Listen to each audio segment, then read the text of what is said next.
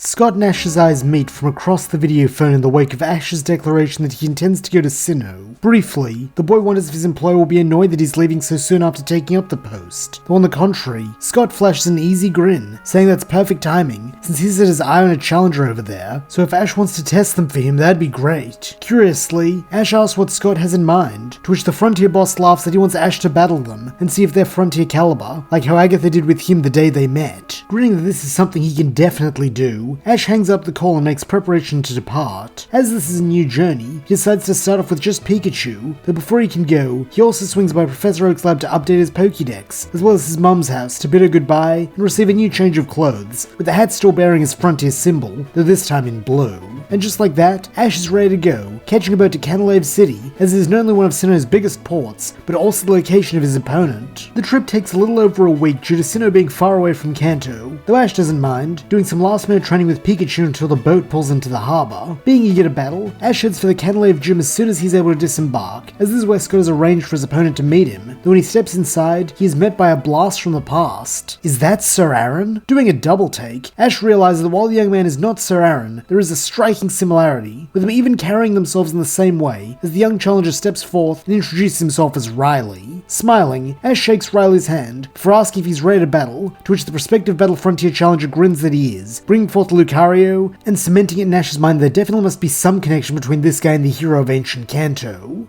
However, it seems that Ash isn't the only one who has recognized a familiarity, as when Lucario appears, its eyes briefly narrow before looking back to Riley and barking something which makes him laugh that yes, he sensed it too. He then explains as Lucario says Ash has a strong connection with Aura, with Ash nodding that he knows, before asking if Riley is connected to Sir Aaron considering this third shared trait. Smiling self-consciously, Riley confirms himself to be a direct descendant of the hero, causing Ash to recount the story of his adventure to the tree of beginning with Sir Aaron's Lucario, as well as the true story of his death. Looking sober, Riley thanks Ash for this information, promising to do honor to his ancestor's heroic name, before gently reminding him they are meant to be battling, a claim which makes Ash sweat drop as he tells Pikachu to help him out. Leaping onto the field, Pikachu's cheeks crackle as he eyes up Lucario, while Jamero, the robotic battle judge from the now-defunct Battle Palace who Scott had sent along to referee, announces this will be a one-on-one battle with no time limit. He then tells the pair of trainers to begin, and wanting to open strong, Ash's Pikachu goes straight into Iron Tail. Though being wily, Riley counters this with a Bone Rush, causing Lucario to create a spectral bone which catches the attack in midair and sends Pikachu skidding back. It then follows up with an Aura Sphere, though demonstrating his legendary speed, Pikachu dodges this, before firing back with a Thunderbolt which strikes true and causes Lucario to howl in pain. Pressing this advantage, Ash's Pikachu tried the Iron Tail again, with it this time striking like a blade against Lucario's throat that brings it to one knee.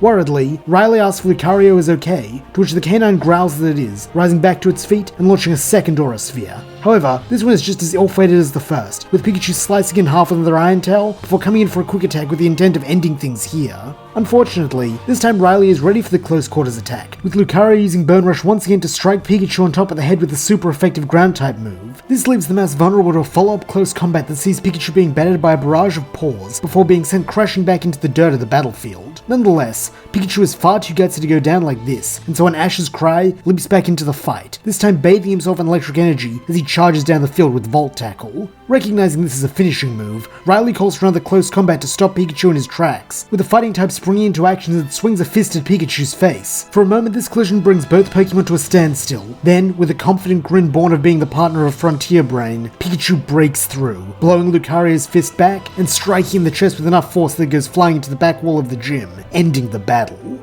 Letting out an excited cheer, Pikachu then leaps into Ash's arms, with the Junction Master hugging his buddy as he calls that battle incredible. Smiling despite his loss, Riley agrees, before recalling Lucario and asking if he passed whatever test Scott said Ash was conducting on him. From Jamero's speakers, the voice of the Frontier boss then speaks up, telling Riley that he did, which means he is now eligible to take on the Battle Frontier Challenge. Scott then thanks Ash, saying that he can take it from here, though he suggests that the boy make Jubilife City his next port of call, as there will be a surprise waiting for him there. Thanking his boss for the heads up, Ash departs the gym, stopping off at the Pokemon Center to get Pikachu healed, before traveling east along Route 218. This brings him to Jubilife City a few days later, where he quickly realizes what Scott meant by a surprise, when Annabelle and her Espeon come running up to him. Grinning, Ash asks what the Salon Maiden is doing here, to which Annabelle answers that Scott informed her that Ash was heading on a short journey when he passed on the message about that Chimchar, so she decided to tag along after her battle with Paul. Ash then asks how her match went, though this caused Annabelle to become somewhat dejected as she admits that she lost too, though that's not what bothers her, it's Chimchar.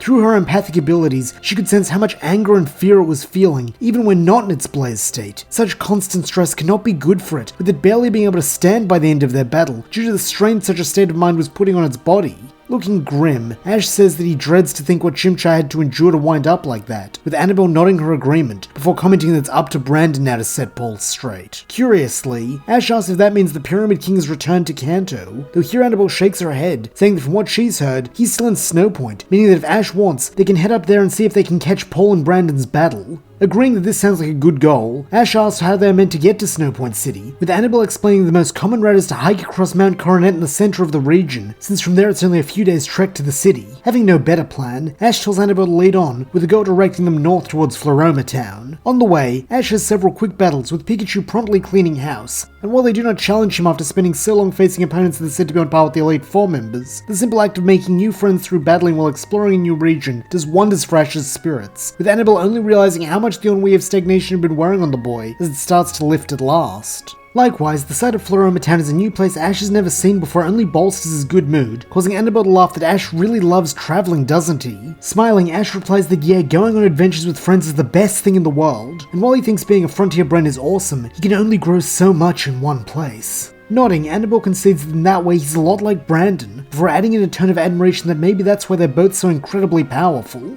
Rubbing the back of his head and laughing, Ash retorts that he's still got a long way to go, saying he wants to get strong enough to beat Scott and Ho-Oh, since they're the most powerful pair he's ever seen. Grinning, Annabelle promises that one day he will be. She knows it. In fact, if what she heard about his initiation battle is true, he might be closer to that goal than he realizes. From here, the rest of the trip to Mount Coronet goes smoothly, with Ash's renewed passion and devotion to his end goal inspiring him to spar with Annabelle and Espeon most evenings when they stop to make camp. This sees both Pokemon grow exponentially, while also deepening Ash and Annabelle's bond, so that when they reach the foot of Mount Coronet a few weeks later, Ash feels as close to the lilac-haired girl as he does to Brock, Misty, May, and Max. Upon setting eyes on the mountain that is said to be the birthplace of Sinnoh and maybe the entire world, Ash cannot help but be hit by a sense of awe, with even places like Mount Moon and Mount Silver seeming small in comparison. Following Annabelle up the mountain trail that will lead them to Route 216, Ash briefly wishes they had thought to bring a coat, or maybe one of his fire types, as the cold winds blowing from the north quickly turn him into an ashsicle, with Pikachu having to take refuge in his vest to keep warm. Thankfully, something soon comes along to distract Ash from the cold, with that being a fellow traveler coming the opposite way. From the looks of him, Snowpoint City must be even more frigid than up here, as he is dressed in a long green coat, as well as a headscarf which obscures most of his face. When he gets close, Ash can feel the man's eyes on him, even if he cannot see them, with this hunch being proven right a moment later when he asks if he is Junction Master Ash of the Battle Frontier. Nodding, Ash says that he is, to which the green-coated stranger declares that he wants a battle right now, and he won't let Ash and Annabelle pass until his demands are met.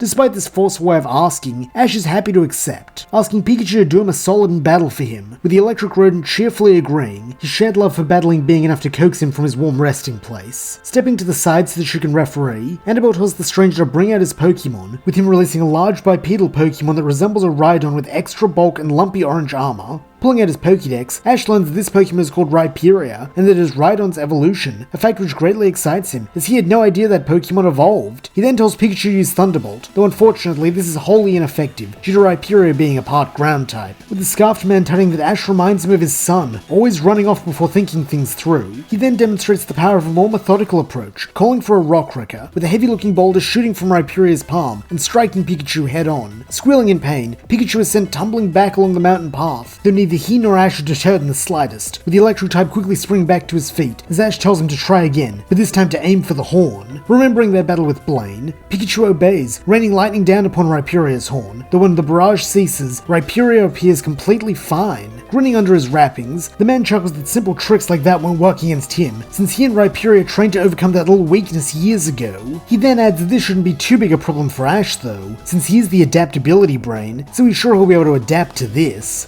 Gritting his teeth, Ash is forced to reappraise his game plan, as with half of Pikachu's moves now completely useless, he needs to come up with a way to win, with the limited move pool left to him. Thankfully, Annabelle has there to yell her encouragement, saying that Ash can still win, he just needs to iron out the kinks in his strategy, a claim which gives Ash an idea, as he calls for an Iron Tail. At once, Pikachu's tail begins to glow, and as he leaps at Rhyperior, the draw Pokemon is forced to use Mega Horn to block it, knowing how devastating this could be. Recognizing this concern, Ash tells Pikachu to keep it up, with tail clashing against Horn over and over as each salvo pushes Rhyperior a little further back, towards the edge of the path. Unfortunately for the green-jacketed man, he only sees this when it's too late, as one last Iron Tail causes his rock ground type to stumble back into open air, resulting in tumbling end over end and becoming a giant snowball as it rolls down the side of the mountain. Sounding impressed, the stranger comments that he sees now how Ash managed to advance so far, calling him wily and praising his use of the terrain. However, it seems that Ash isn't done yet, as with a grin, he tells Pikachu to use Volt Tackle to follow Rhyperior, with the enhanced speed of the move allowing the electric Greninja to keep his footing as he runs down the decline and finally manages to outpace Rhyperior, before circling back to bed it up the mountain with Iron Tail. Thanks to the momentum gained from this charge, as well as the heat produced by Volt Tackle, not only is this enough to send Rhyperior flying, but also douse it in super effective water, thanks to the snow it has accumulated all melting.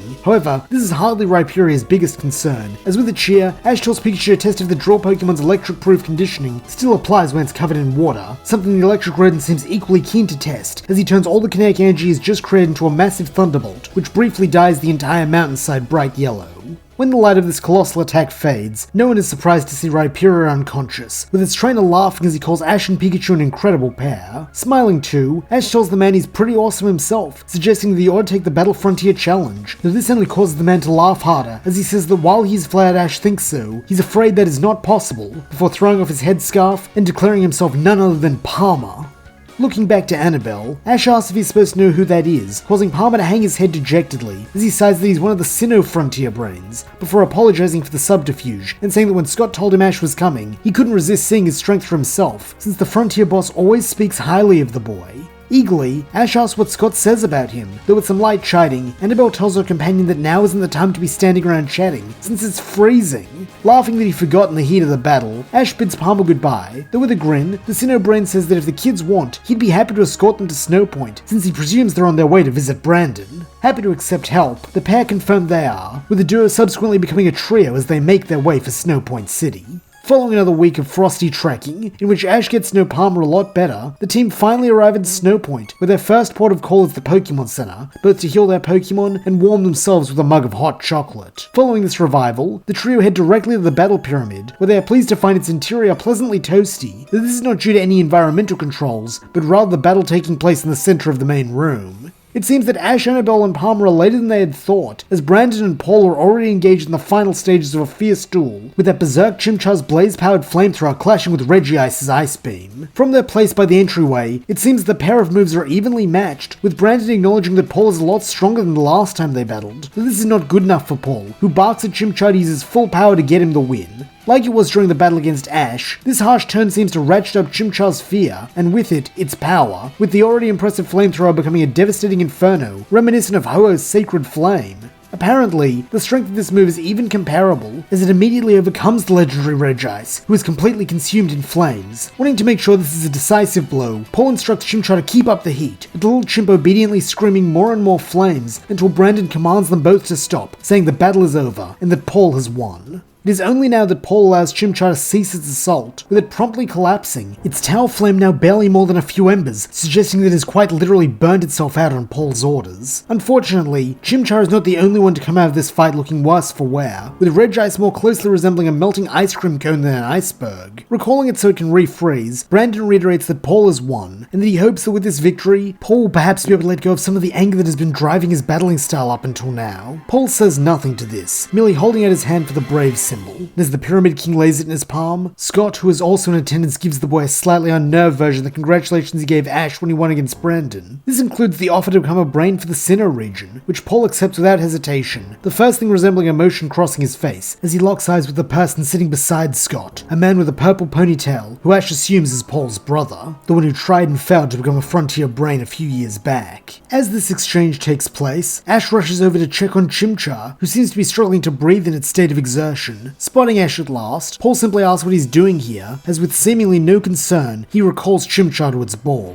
Glaring at the newly minted brain, Ash snaps that Paul's got a rotten attitude treating Chimchar like that. Though in that same unfeeling voice, Paul retorts that he doesn't see what business of Ash's it is how he treats his Pokemon. In contrast, Ash is only getting more wound up, as he snarls that he doesn't want to see any Pokemon treated like that. But now that Paul's going to be representing the Battle Frontier, he can't allow that sort of behavior to continue, declaring that he wants a rematch, so he can show Paul the proper way to raise a Pokemon. Scoffing under his breath, Paul says that's fine by him, since Ash was a pathetic opponent last time, so it won't take him long to beat him again. However, before either boy can pull a Pokeball, Scott steps between them, telling them to hold it, since now's not the time, but they'll get their rematch really soon. Curiously, Ash and Paul both ask what Scott's talking about, to which the Frontier boss explains that with Paul now giving them an even number of Sinnoh and Kanto Frontier brains, it's time to do something he's wanted to do for ages: host a Frontier Brain tournament to determine once and for all who is the best of the best. And that's where we'll leave things. What sort of tournament does Scott have in mind for the brains to participate in?